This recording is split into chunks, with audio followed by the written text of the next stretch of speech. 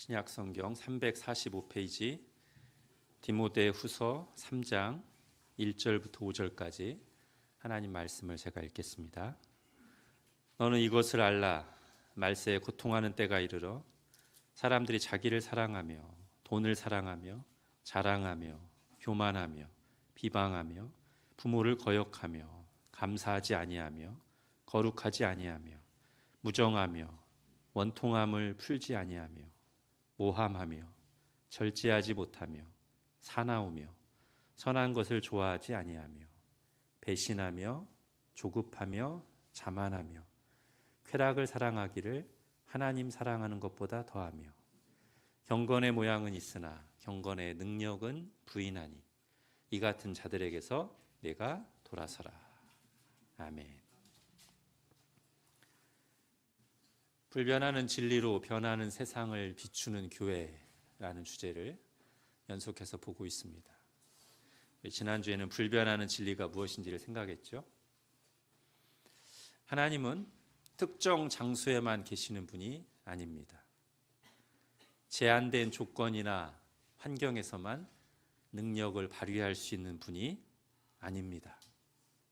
그럼에도 우리가 하나님을 그런 식으로 작게 보게 되면 상황이 바뀔 때마다, 환경이 달라질 때마다 하나님이 아닌 다른 것을 의지하는 우상 숭배에 빠지게 됩니다. 하나님을 산의 신으로만 알면 평지에 나가 싸울 때 두려움에 사로잡힐 것이고, 하나님이 광야에서만 우리를 도와주시는 분으로 제한하면 광야 생활이 끝나서 가나안 땅에 들어가게 되면 이제는 하나님이 아니라 그 가나안 땅에서 위세가 대단한 가나안 땅의 우상을 숭배하게 되겠죠. 그러나 불변하는 진리는 무엇입니까? 하나님께서 온 우주 만물을 창조하시고 다스리신다는 사실입니다. 하나님은 모든 시간, 모든 장소에 항상 계시고 모든 상황 속에서 우리가 의지할 반석이 되신다는 것입니다. 사람들은 변합니다. 사람들이 만든 찬란하고 위대한 것들도 시간이 흐르면 쇠퇴합니다. 그러나 하나님의 말씀은 시대가 바뀌고 상황이 바뀌어도 영원 불변합니다. 풀은 마르고 꽃은 시드나 우리 하나님의 말씀은 영원히 서리라.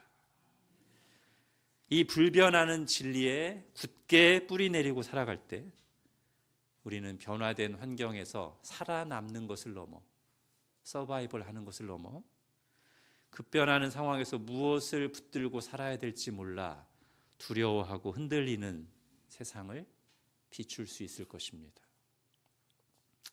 지난주까지 살펴본 내용이었고요. 자, 오늘은 두 번째 키워드인 변하는 세상을 생각해 보겠습니다.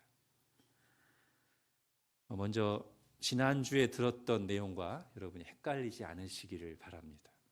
지난주에는 환경의 변화, 상황의 변화를 얘기했었어요.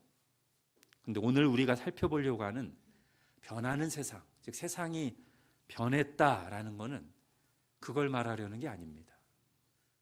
광야 생활에서 농경 사회로 바뀌는 변화나 기후 변화 또는 AI의 발전으로 상황이 급변하는 걸 말하는 게 아닙니다. 그건 교회가 바로잡아야 될 문제는 아니죠. 해결되어야 될 어둠은 아니라는 뜻입니다. 오늘 말하는 세상이 변한다는 것은 정상적인 상태에서 벗어났다는 뜻에서 변했다는 것입니다. 비정상적인 상태를 말하는 겁니다. 궤도 이탈이죠.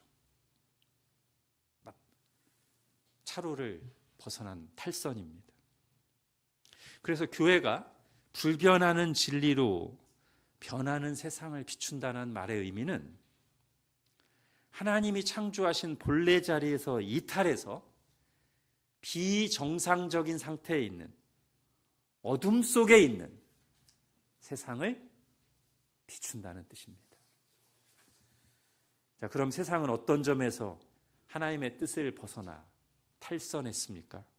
어떤 비정상적인 상태로 변했죠? 자, 오늘 본문에서 좀 보려고 합니다. 오늘 1절부터 4절까지를 다시 보겠습니다. 우리 같이 한번 천천히 읽을까요? 1절부터 4절까지 시작. 너는 이것을 알라.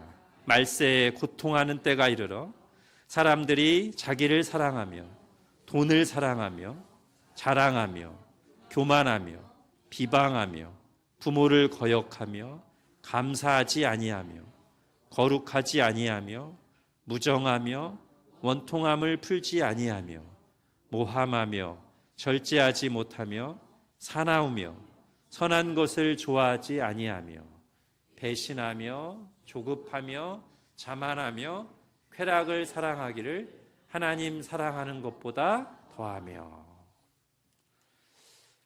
자, 사도 바울은 지금 말세에 나타나는 현상들을 열거하고 있는데 이것은 다름 아니라 하나님이 의도하신 모습에서 벗어난 인간의 비정상적인 상태를 말하는 것입니다. 여기 나오는 이 말세라는 말이 예수님이 재림하시기 직전에 어떤 특정한 기간을 가리키는 게 아니라는 것을 우리가 이미 잘 알고 있죠. 말세가 언제부터 시작됐습니까? 예수님이 오셔서 십자가와 부활로 우리의 구원을 위한 일을 다 이루셨을 때, 그때부터 말세가 시작됐습니다. 언제까지가 말세죠? 끝까지. 끝이 언제예요? 예수님이 다시 재림하실 때까지. 그 전체가 다 말세입니다. 이게 성경이 분명하게 말하는 사실이죠. 그래서 오늘 본문에서 말하는 이 말세의 현상들은 사실상 이 말세 시대 전체에 걸쳐서 나타나는 일입니다.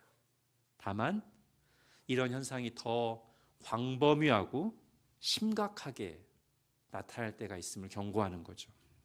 그럴 때 우리가 더 분별하고 깨어 있어야 합니다. 왜요? 그 비정상적인 상태에 물들고 휩쓸리지 않기 위해서요. 자, 그럼 오늘 본문에 나오는 비정상적인 상태를 보겠습니다. 여러 가지 나열하고 있지만 핵심 단어는 단연코 사랑하다입니다. 맨 첫 문장이 그렇게 시작하고 있을 뿐 아니라 4번이나 반복되고 있죠. 2절을 보십시오. 어떻게 시작돼요? 사람들이 자기를 사랑하며 돈을 사랑하며, 그리고 4절 뒷부분에도 쾌락을 사랑하기를 하나님 사랑하는 것보다 더하며. 자, 말세의 비정상적인 모습의 핵심은 사랑의 문제라는 겁니다. 그런데 특히 사랑에 어떤 문제가 있다는 거예요? 사랑의 대상이 잘못되었다는 겁니다. 사랑이 잘못된 방향으로 흐른다는 거예요. 지금 사람들이 무엇을 사랑한다고 말하고 있습니까? 잘못된 사랑의 대상 3종 세트가 나오죠. 자기, 나, 셀프, 그리고 돈, 마지막으로 쾌락. 자, 원래는 누구를 사랑해야 되는데요? 예수님이 십계명을 요약 정리하신 말씀에 나오는 것처럼 마음을 다하고 목숨을 다하고 뜻을 다하여 하나님을 사랑해야 되고, 그리고 이웃을 내 자신같이 사랑해야죠. 오늘 본문에도 그게 나옵니다. 우리가 사랑해야 될 대상이요. 먼저 4절을 보십시오. 뒷부분에 쾌락을 사랑하기를 하나님 사랑하는 것보다 더하며. 여기 첫 번째 사랑의 대상이 나옵니다. 하나님이죠. 가장 사랑해야 될 대상입니다. 그와 함께 우리가 원래 사랑해야 될 또 다른 대상이 2절에도 언급됩니다. 2절 중간쯤에 보면 부모를 거역하며. 부모는 우리가 사랑해야 할 이웃, 인간관계를 대표한다고 할 수 있습니다. 그러므로 사람에 대한 계명이 시작되는 10계명 5번째 계명이 어떻게 나오죠? 내 부모를 공경하라. 부모를 사랑하는 기본은 공경입니다. 순종입니다. 그런데 오늘 본문에서는 부모를 어떻게 해요? 거역하며 그러니까 비정상적인 모습이죠. 자, 부모만 아니라 모든 인간관계 속에서 내 이웃을 사랑하라는 것이 하나님의 뜻입니다. 그런데 세상이 어떻게 변했다는 거예요? 마음과 뜻과 힘을 다해 하나님을 사랑해야 되는데 마음과 뜻과 힘을 다해 나를 사랑한다는 것입니다. 내 이웃, 사람을 말하는 거예요. 내 이웃을 내 자신같이 사랑해야 되는데 돈과 쾌락을 나의 가장 가까운 이웃으로 삼고 사랑한다는 것입니다. 이것이 비정상적으로 변해버린 세상의 핵심 문제라는 거예요. 뭐가요? 사랑의 대상이 바뀐 것. 사랑이 잘못된 방향으로 흐르는 것. 자, 오늘 본문에 나오는 나머지 내용들은 그렇게 사랑의 대상이 잘못된 결과 나타나는 현상이라고 할 수 있습니다. 즉, 사랑이 잘못된 방향으로 흐르다 보니까 원래 사랑해야 될 대상을 향해서는 그거와 반대되는 행동을 하는 거죠. 여러분, 2, 3절에 나오는 행동들을 보면요, 우리가 사랑장이라고 부르는 고린도전서 13장에서 말하는 사랑의 태도와 정확히 반대됩니다. 여러분, 핸드아웃에 있는 고린도전서 13장 같이 읽겠습니다. 시작. 사랑은 오래 참고 사랑은 온유하며 시기하지 아니하며 사랑은 자랑하지 아니하며 교만하지 아니하며 무례히 행하지 아니하며 자기의 유익을 구하지 아니하며 성내지 아니하며 악한 것을 생각하지 아니하며 불의를 기뻐하지 아니하며 진리와 함께 기뻐하고. 이 본문을 오늘 2, 3절과 비교해서 보십시오.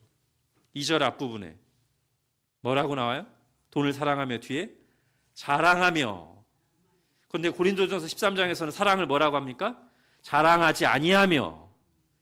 자, 오늘 본문에 또 자랑하며 뒤에 교만하며. 그런데 고린도전서 13장에서 사랑은 뭐라고 그래요? 교만하지 아니하며. 또 오늘 본문에 비방하며 절제하지 못하며 라고 되어 있는데 고린도서 13장에서 사랑은 오래 참고. 또 오늘 3절 중간쯤에 보면 사나우며 라고 되어 있는데 고린도서 13장에서 사랑은 온유하며. 또 오늘 3절에 선한 것을 좋아하지 아니하며 라고 되어 있는데 고린도서 13장에서 사랑은 악한 것을 생각하지 아니하며 불의를 기뻐하지 아니하며 진리와 함께 기뻐하고 라고 되어 있습니다. 정반대죠. 자, 이 모든 어긋난 사랑, 이 어긋난 행동의 시작점이 오늘 본문에서는 자기를 사랑하며 라고 말합니다. 자기 사랑. 하나님과의 관계 속에서 나를 발견하고 건강한 자아상을 가지는 자기 사랑을 말하는 게 아닙니다. 여기서 말하는 것은 자기 중심성이죠. 내가 중심이고 모든 것이 나를 위해 존재해야 된다고 생각하는 것이죠. 그래서 내 감정, 내 욕구, 내 행복이 제일 중요하다고 생각하는 거예요. 쉬운 다른 말로 하면 이기적인 것입니다. 이기적인 자기 사랑이라는 목적을 이루기 위해 돈을 사랑하고 쾌락을 사랑하는 것이고, 거기에 조금이라도 방해가 되는 다른 사람들을 비방하고 거역하고 모함하고 그들을 향해 사나우며 배신하는 행동을 하는 거죠. 자, 어떤 무명의 청교도가 그런 모습을 고슴도치에 비유했습니다. 이기적인 사람은 고슴도치와 같다. 고슴도치는 공처럼 몸을 둥글게 말고는 바깥에 있는 사람에게는 날카로운 가시만 보여주고, 동시에 부드럽고 따뜻한 털은 안에 있는 자기에게만 보여준다. 그런데 사람들 대부분은 이런 겉으로 드러나는 태도에 대해서는 어느 정도 잘못이라고 인식하면서도 정작 그것의 뿌리가 되는 문제, 곧 사랑의 대상이 잘못된 것에 대해서는 문제로 인식하지 못하는 경우가 많습니다. 마치 겉으로 보이는 피부 트러블에 대해서는 즉각 반응하면서도 그것을 일으킨 근본적인 문제인 내 속에, 내 장에 문제가 있고 먹는 것에 문제가 있다는 사실은 인지하지 못하거나 소홀히 다루듯이 말이죠. 자, 비정상이 정상으로 여겨질 정도로 어느 시대에 대부분 사람들이 그렇게 생각하고 행동하고 있다면 더더군다나 그걸 깨닫기가 어렵습니다. 이렇게 생각하는 거죠. 아니, 자기를 사랑하는 게 뭐가 문제지? 당연히 나를 위해 살아야 되는 거 아닌가? 여러분 어떻게 생각하십니까? 돈과 쾌락을 우선순위에 두고 추구하는 것을 비정상으로 여기고 부끄러워하는 게 아니라 너무나 당연하게 여기고 오히려 그렇게 살지 않는 사람을 이상하게 여기는 병리적인 현상이 나타나는 것입니다. 아마 어쩌면 여기 계신 분들 중에도 그게 당연한 거 아닌가?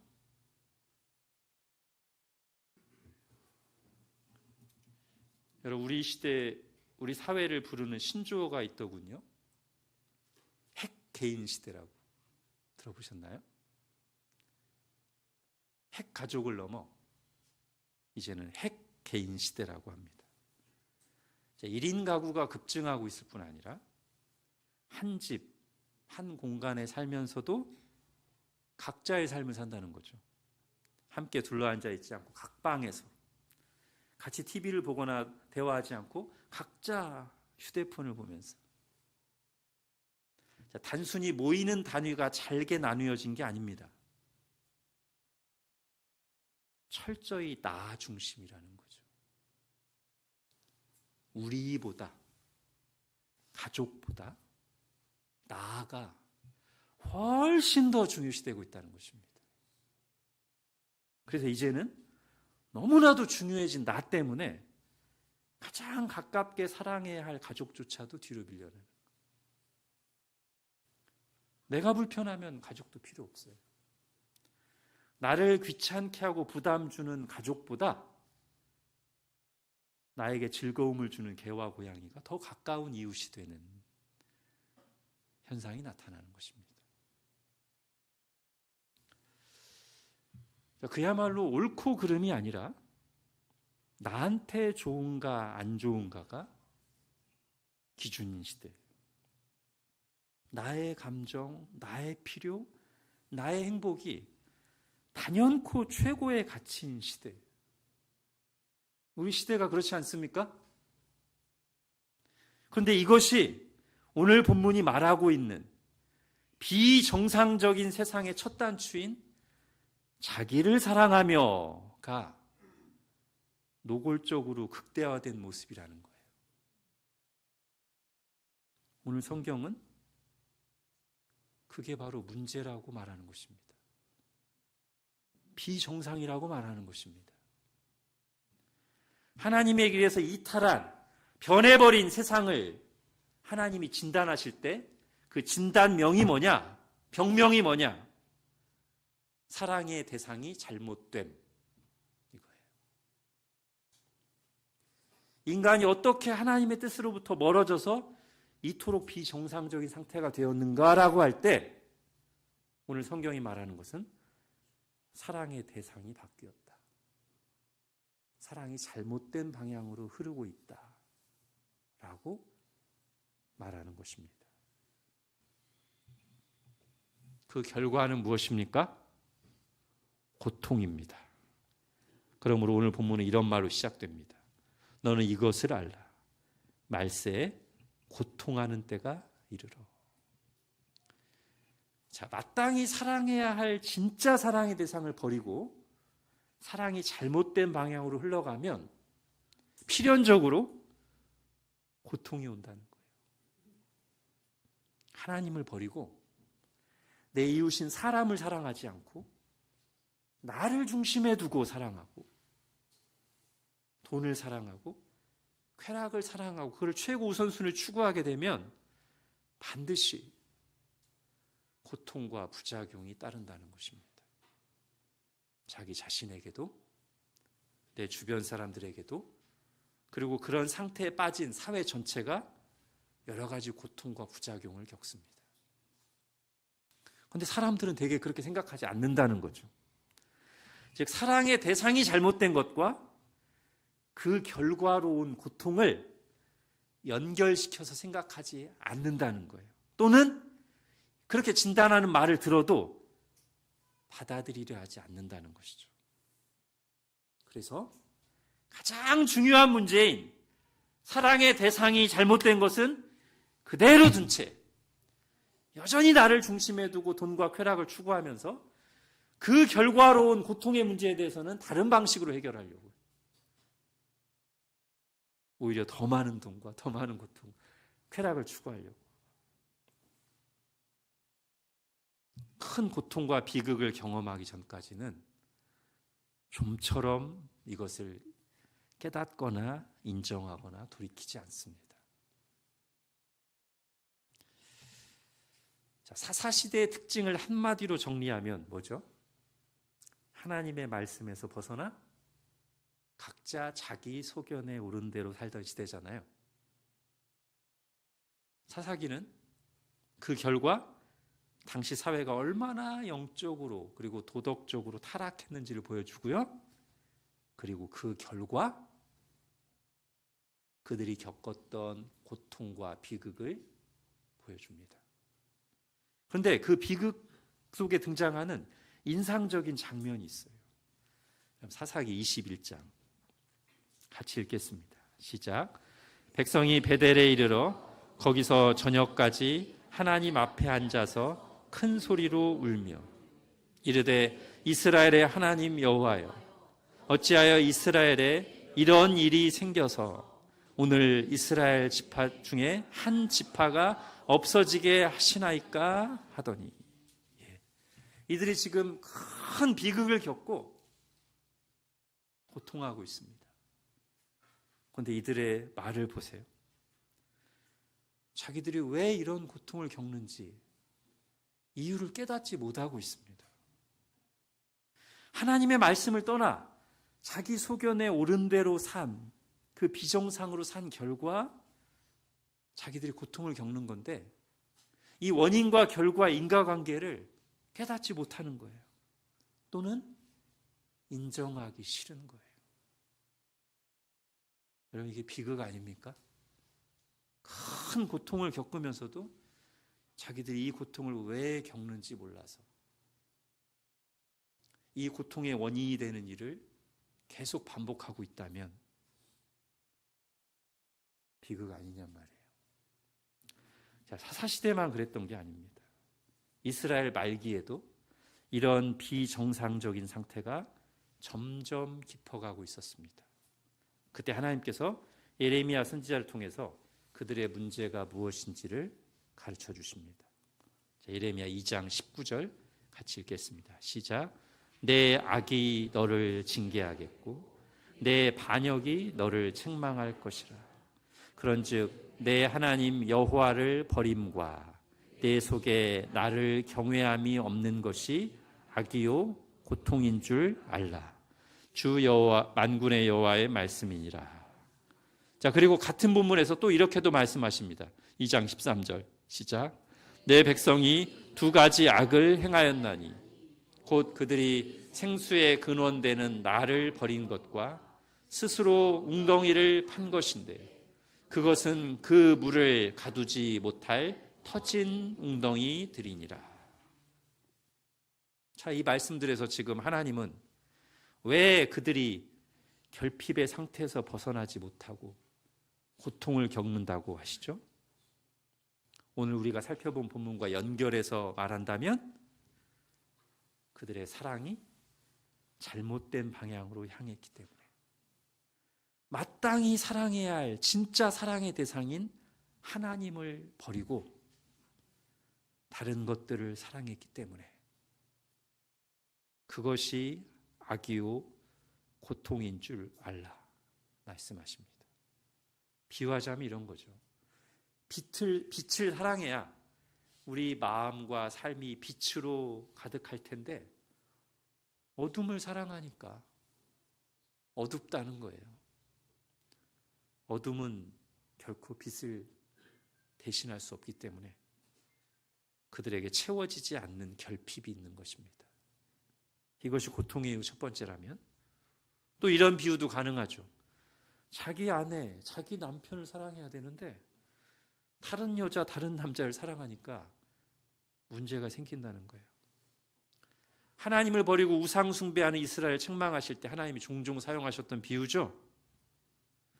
진짜 사랑해야 될 대상을 배신하고 그 사랑의 관계를 깨뜨리고 사랑이 잘못된 방향으로 향하고 이상한 방향으로 흐르니 거기서부터 당연히 갈등과 고통과 비극이라는 열매가 맺힌다는 거예요.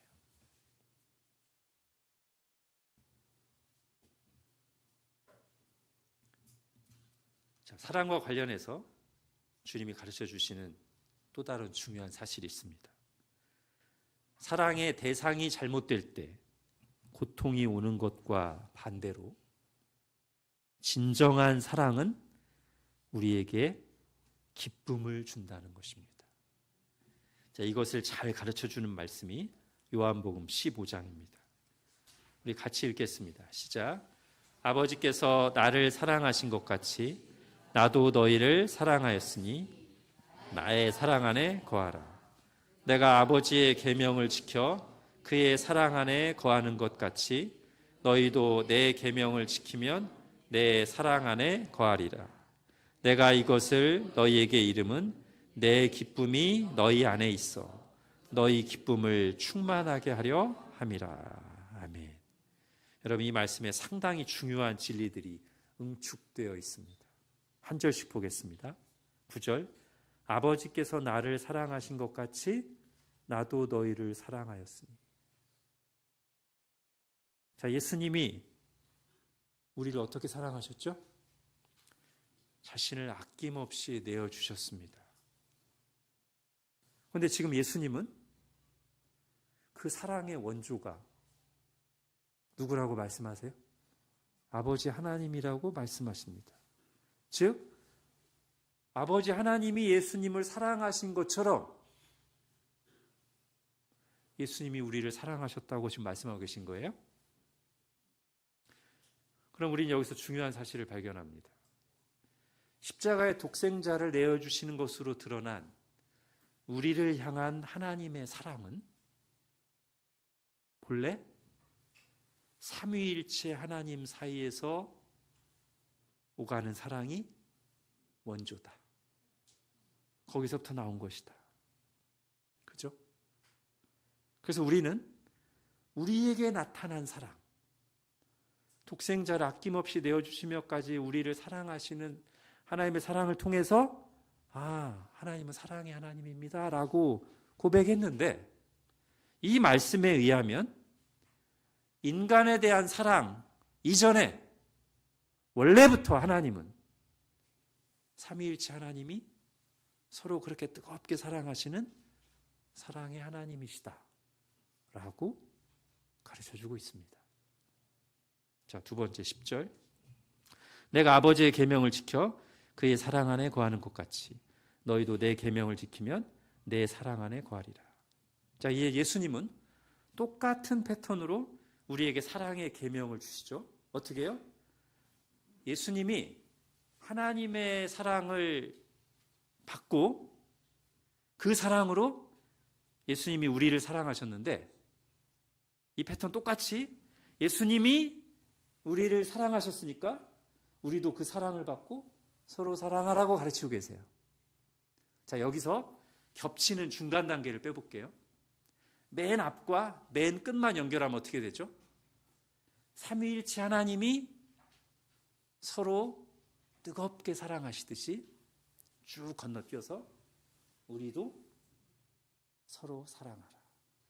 근데 우리가 삼위일체 하나님 사이에 있는 사랑을 모르니까 그 삼위일체 하나님 사이에 있는 사랑을 우리에게 나타내신 게 뭐냐면 예수님이 우리를 사랑하신 거예요. 자, 세 번째 11절. 내가 이것을 너희에게 이름은 내 기쁨이 너희 안에 있어 너희 기쁨을 충만하게 하려 함이라. 자, 예수님은 지금 사랑하라는 계명에 덧붙여서 아주 중요한 말씀을 하고 계십니다. 사랑의 기쁨에 대해 말씀하십니다. 그런데 이 사랑의 기쁨은 본래 누구에게 있는 거라고 얘기하세요? 내 기쁨이라고 하시죠. 지금 예수님 안에 기쁨이 충만합니다. 어떤 기쁨일까요? 아버지께 사랑받는 기쁨이자 그 사랑으로 우리를 사랑하시는 기쁨이에요. 그런데 문맥을 보면 그 중에서도 특히 여기서는 사랑받는 기쁨보다 사랑하는 기쁨의 방점이 찍혀 있습니다. 자, 그럼 우리가 앞에서부터 살펴봤으니까 예수님은 자신이 아버지께 받은 사랑으로 우리를 사랑하시면서 기쁨이 충만하시며 우리도 그렇게 하나님께 받은 사랑, 예수님께 받은 사랑으로 서로 사랑함으로써 기쁨이 가득하길 바란다고 말씀하고 계시는데, 그렇다면 애초에 이 사랑의 기쁨은 누구에게 충만했던 걸까요? 이 사랑의 원조인 삼위일체 하나님 안에 이 사랑의 기쁨이 충만했습니다. 자, 여기서 우리가 이제 우리의 창조 이야기로 연결해 볼게요. 우리가 어떤 존재인가를 생각하는 겁니다. 우리는 누구를 닮은 누구의 형상으로 창조된 특별한 피조물이죠? 예. 하나님의 형상을 따라 지음받은 특별한 피조물입니다. 그런데 우리를 자기를 닮도록 지으신 하나님이 어떤 하나님이라고 지금 성경에 계시하고 계신 거예요? 사랑의 하나님이고 사랑할 때 기쁨이 충만한 하나님이시다 라고 지금 예수님이 오셔서 계시해 주고 계십니다. 그렇다면 우리는 어떤 존재일까요? 하나님이 사랑의 하나님이라면 그 하나님의 형상을 따라 지음받은 우리도 사랑의 인간, 그렇죠? 사랑하는 존재라는 거예요.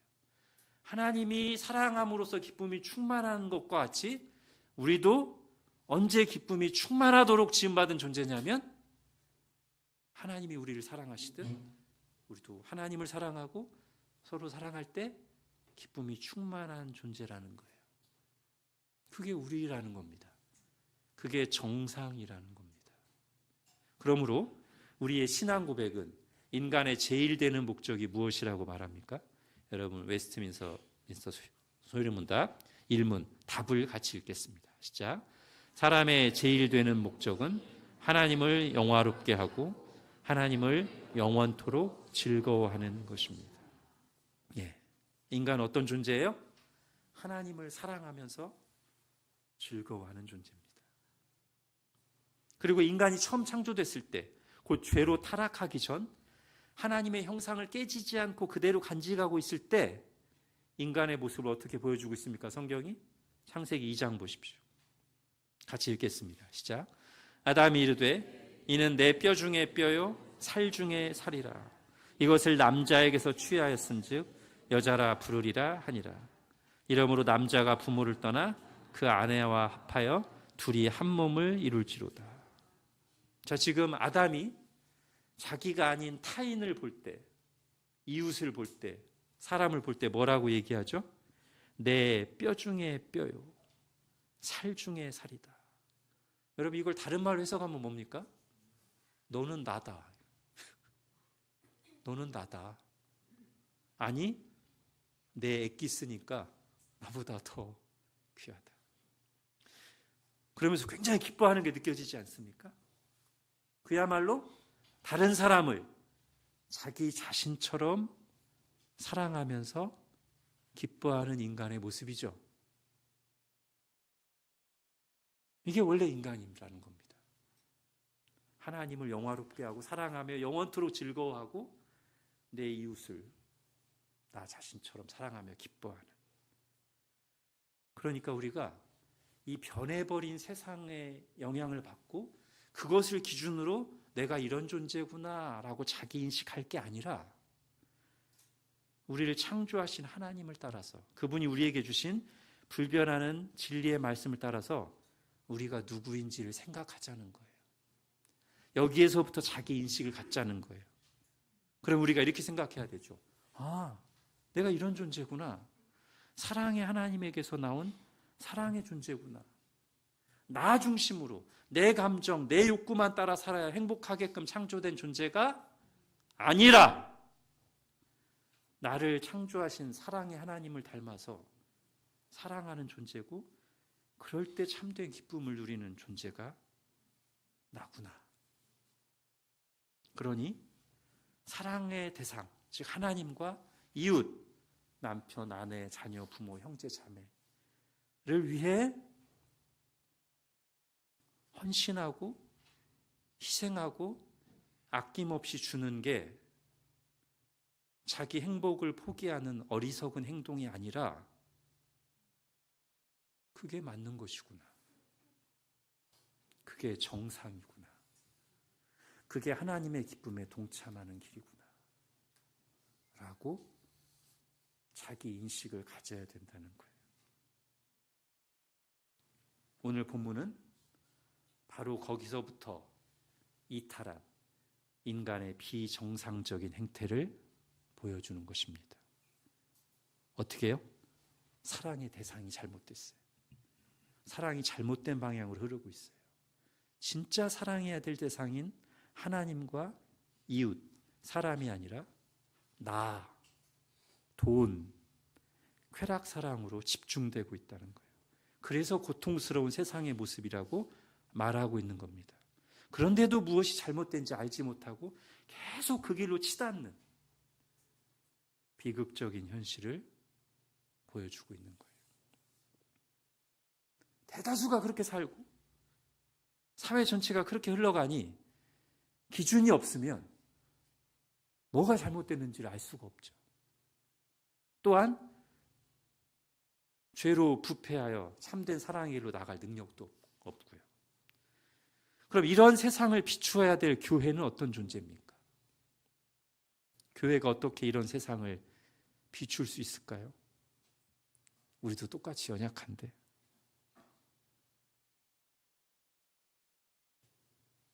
우리도 똑같은 연약함, 죄성을 가지고 있지만 우리는 뭐가 정상인지 압니다.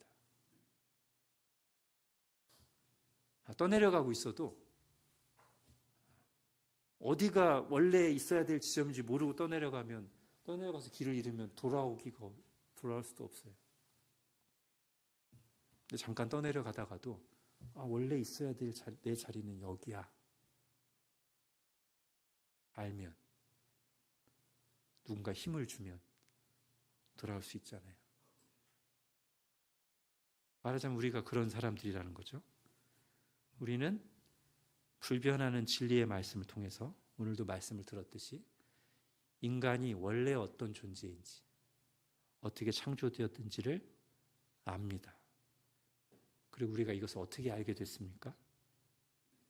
하나님께서 자신을 내어주시는 사랑으로 우리를 사랑하심으로 우리가 그것에 눈을 뜨고 알게 됐습니다.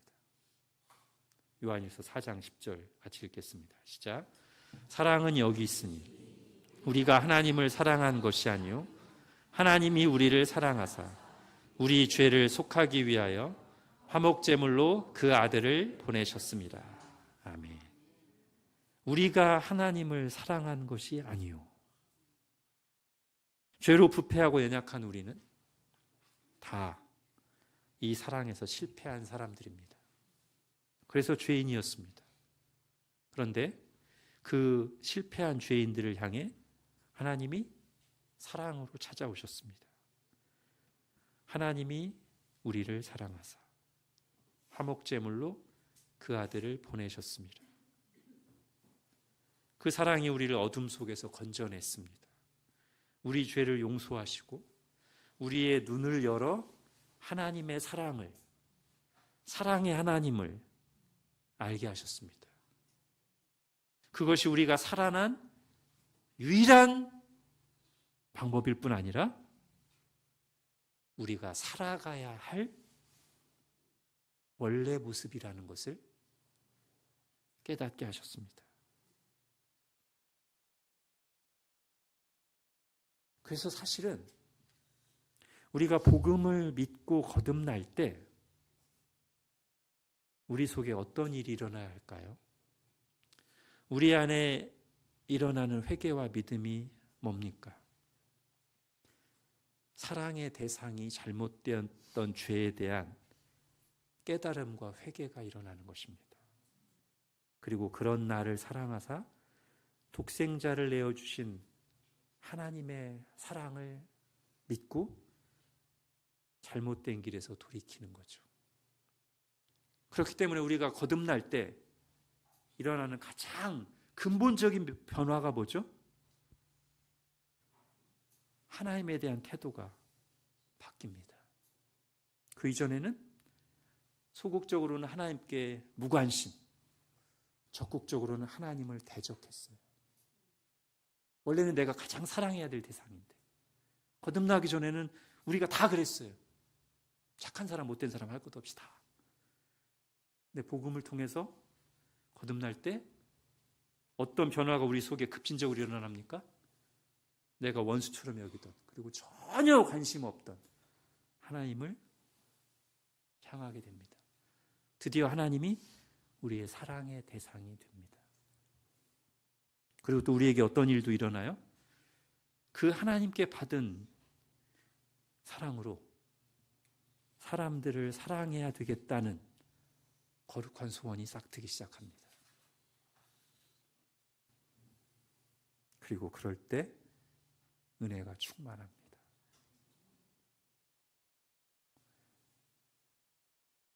사랑의 대상이 회복되지 않은 채 은혜가 충만할 수는 없습니다. 자, 그리고 이 일은 처음 믿을 때만 일어나는 게 아니고요. 우리가 영적으로 회복되고 각성될 때 우리 속에 일어나는 회개와 믿음이 바로 이런 것입니다. 겉으로 보이는 비윤리적인 행동들에 대한 회개도 당연히 있어야 되죠. 근데 정말 하나님께서 우리를 찾아오셔서 우리를 깊이 깨우치시고 돌이키실 때는 어떤 회개가 반드시 일어나냐면, 내가 하나님을 사랑했어야 되는데 하나님을 사랑하지 않고 멀리했던 죄인이구나.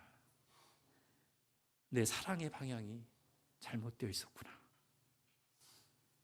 하는 애통함과 회개가 일어나는 것이고, 그런데 이런 나를 하나님은 변함없이 사랑하시는구나 라는 걸 깨닫고 깊이 감격하면서 회개와 영적 각성이 일어나는 것이죠.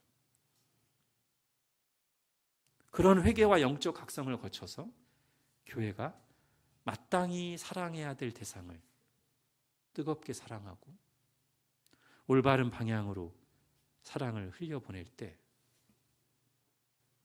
제대로 세상을 비추게 됩니다. 하나님께서 우리에게 그런 은혜를 충만히 부어주시길 바랍니다. 기도하겠습니다. 하나님, 오늘 말씀을 통해서 하나님을 떠나 고통하는 세상, 여러 가지 병리적인 현상들의 가장 근본적인 이유가 사랑의 대상이 잘못된 것임을 들었습니다. 그리고 하나님께서 우리에게 은혜를 주실 때 일어나는, 그리고 일어나야 될 가장 깊은 차원의 회개와 각성은 마땅히 사랑해야 될 대상을 사랑하는, 뜨겁게 사랑하는 그 회복이 일어나는 것임을 들었습니다. 그리고 그것을 가로막고 있던 내가 너무나 중요하게 여겨지는 이 비정상적인 상태, 그리고 그런 나를 말초적으로 만족시키기 위해서 돈과 쾌락을 최고 우선순위로 가장 가까운 이웃으로 두고 추구하는 이 비정상적인 상태가 정말 잘못된 것이었음을 마음 깊이 깨닫고 회개하는 영적 각성이 일어나는 것임을 들었습니다. 하나님, 우리에게 그런 은혜를 베풀어 주옵소서. 예수님의 이름으로 기도합니다. 아멘.